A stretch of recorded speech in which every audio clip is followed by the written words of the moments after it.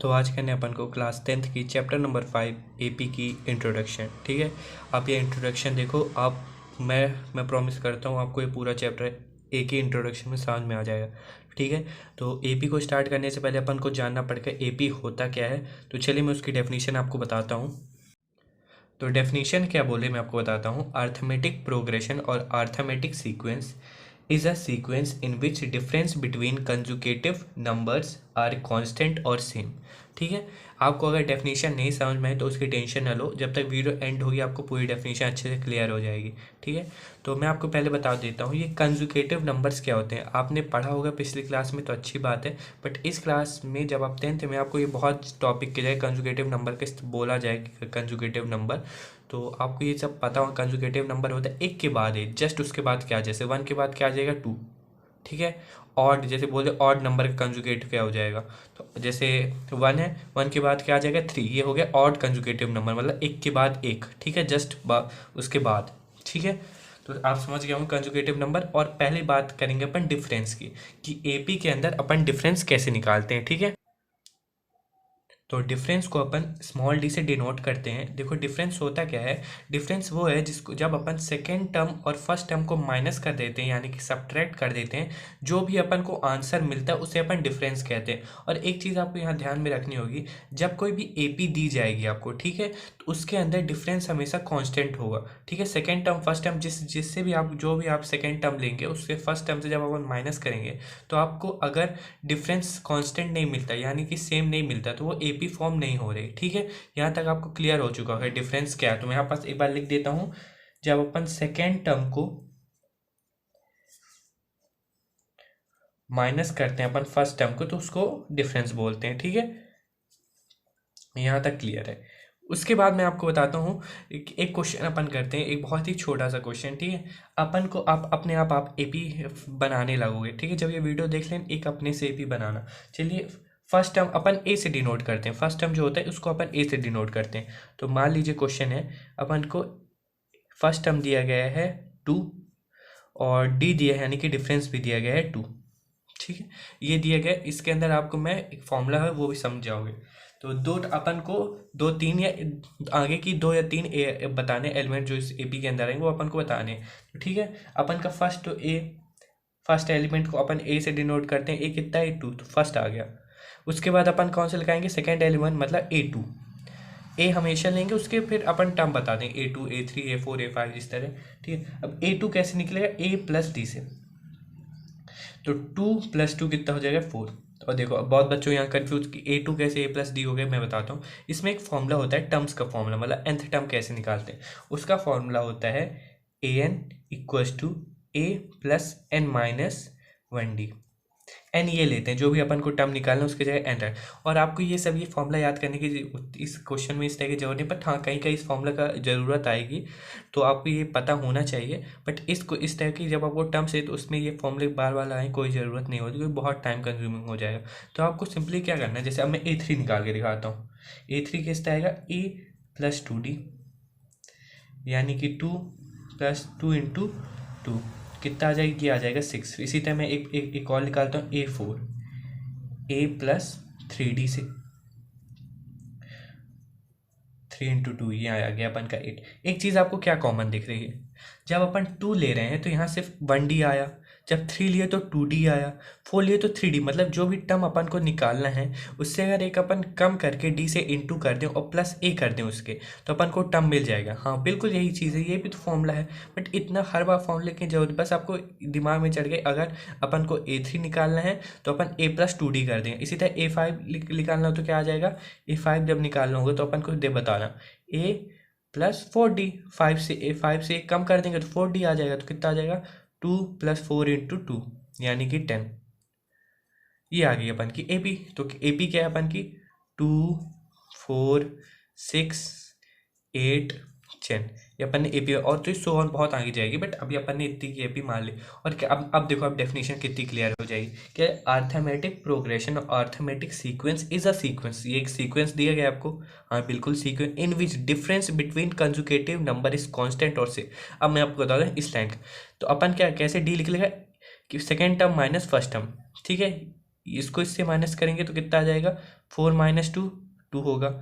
इसी तरह अगर इसको सेकेंड टर्म ले लेंगे, इसको फर्स्ट टर्म लेंगे, तो 6 माइनस 4 कितना हो जाएगा, ये भी 2 आ जाएगा। 8 माइनस 6 कितना होगा, वो भी 2 आएगा। और 10 माइनस 8 कितना है, वो भी 2। तो यही लिए कांस्टेंट होना चाहिए। तो आप अपन ने ये वाला टॉपिक क्लियर कर लिया, ये वाला फॉर्मूला। इससे आपके मैक्सिमम हर क्वेश्चन ये मान लो, अगर आपको ये चीज़ समझ में आ गई जो मैंने समझाया, तो आपने मान लो 50 से 60% चैप्टर आपने ख़त्म कर दिया, आपको फिर उसमें कोई दिक्कत नहीं। अब हाँ, अब अपन पढ़ेंगे सम। अब मान लो आप ऐसे कोई बोले इन एपी का सम, आप तो गिन गिन के बता दोगे, बट अपन को नहीं पता कि जब अपन क्वेश्चन सॉल्व करेंगे तो आपको तो कितने 9900 तक बोले कि सम निकालो, तो कैसे निकालेंगे मैं आपको बताता हूँ। उसको भी बिल्कुल नहीं घबराना, वो भी बहुत इजी कॉन्सेप्ट होता है। तो चलिए मैं आपको बताता हूँ सम कैसे निकालते हैं। अब इस चैप्टर में दूसरा कॉन्सेप्ट जो अपन को बहुत ज़्यादा इस्तेमाल करना पड़ेगा, सम ऑफ एन टर्म्स। ठीक है, तो सम ऑफ एन टर्म्स के दो फॉर्मूले होते हैं, मैं आपको दोनों बता दूंगा, उसके एक एक क्वेश्चन कर लेंगे, बहुत ही आराम से कर लेंगे। ठीक है, तो पहला जो होता है फॉर्मूला, वो होता है एस एन। सम को अपन एस और एन से डिनोट करते हैं, n/2 into 2a plus n-1 into D. ठीक है, और एक और होता है जो कि दूसरा होता है S N equals to n/2 और a प्लस एल। ठीक है, आप अभी इनमें मत जाओ, मैं आपको क्वेश्चन कराऊंगा, उसके हिसाब से आप ये समझ जाओगे बहुत ही। चलो क्वेश्चन करते हैं। देखो, अगर आप बोल दिया क्वेश्चन ने क्या बोला, ये अपन को एपी दिया, अब अपन को सम पता करना है। अब अपन गिन के भी कर सकते हैं, बट अब गिनने अपन को फॉर्मूले से मैं आपको समझा, तो आप गिन के भी बता सकते हो। बट क्या होगा, जब अपन क्वेश्चन करेंगे आंसर, उसमें बहुत होगा, तब गिन नहीं सकते। ये आप सोचो कि हम तो गिन के भैया बता लेंगे, नहीं, ऐसा नहीं। आपको फॉर्मूला पहले ये अपन लगाते हैं। तो पहले अपन को क्या है ना, फर्स्ट स्टेप होगी, अपन कितने एलिमेंट्स है इसके अंदर, कितने टर्म्स है, 6 है। तो एन आ गया अपन का 6। फर्स्ट टर्म कितना है अपन का 3, और डी कितना है, डी है अपन का 6 माइनस 3 यानी कि 3। अपन फॉर्मूला लगाते हैं एस एन। क्या होता है, S N equals to n/2 2a plus n-1 into D. ठीक है, एन कितना है अपन का 7, क्योंकि 7 टर्म्स का अपन को सम निकालना है। 6 है, सॉरी 6 है, तो आ जाएगा अपन का 6/2। ए कितना है अपन का 3 प्लस एन कितना है अपन का 6-1 और डी कितना है 3। तो S6 आ गया, इसको जब 3, ये आ गया 6 प्लस 15, तो 3 इंटू 21 यानी कि आ गया अपन का ये कितना आ जाएगा, ये आ जाएगा अपन का 63। ठीक है, ये अपन का आंसर आ चुका है। अब अपन दूसरा फॉर्मूले को भी मैं आपको करके बताता हूँ। ठीक है, वो कब इस्तेमाल हो सकता है। जैसे कि अपन को ए पी दे दी 3, 6, 9, 12 एंड सो ऑन टू 66, और मान लो इसके अंदर है टोटल टर्म्स कितने हैं इसके अंदर, 22। तो अपन को सम निकालना है। ठीक है, तो वो दूसरे वाले सम का जो मैं आपको फॉर्मूला क्या बताया था, n/2 a प्लस एल, यही होता है। एल ये वाला फॉर्मूला तब लगाया जाएगा जब अपन को लास्ट टर्म दी जाएगी। ठीक है, तो यहाँ पास भी लास्ट टर्म अपन लगा सकते हैं, बट इस वाले वो भी बट मेरे को ये वाला फॉर्मूला आपको बताना था अच्छे से। इसमें भी है, ठीक है, 66। तो ये 66 अपन का लास्ट, अपन डायरेक्ट रख के सम निकाल सकते हैं। कितने टर्म्स है अपन के, 22। तो 22/2, ए कितना है अपन का 3 प्लस एल कितना है, यानी कि लास्ट टर्म कितना है 63, या S22 11 into 66, last time sorry 66 था, ये 66 था, तो ये आ जाएगा अपन का 69।